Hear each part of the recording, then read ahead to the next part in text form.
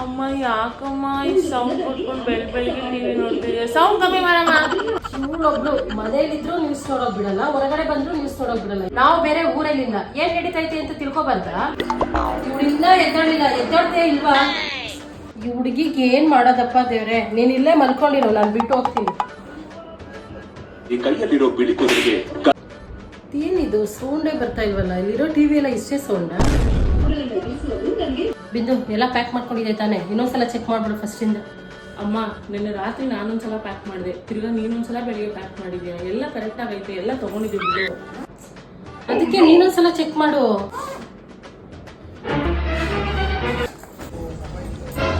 ಬೇಗ ಬರೋ ಅವಶ್ಯಕತೆ ಇತ್ತಮ್ಮ. ಏರ್ಪೋರ್ಟಿಗೆ ನಾವು ಎಷ್ಟು ಬೇಗ ಬರ್ತೀವೋ ಅಷ್ಟು ಒಳ್ಳೇದು. 10 ಗಂಟೆಗೆ ಫ್ಲೈಟ್ ಇವಾಗ. ಅಮ್ಮ ಇವಾಗ ಟೈಮ್ ಬೆಳಗ್ಗೆ 9 ಗಂಟೆ, ನಮ್ಮ ಫ್ಲೈಟ್ ಇರೋದು ಇವತ್ತು ರಾತ್ರಿ 10 ಗಂಟೆಗಮ್ಮ.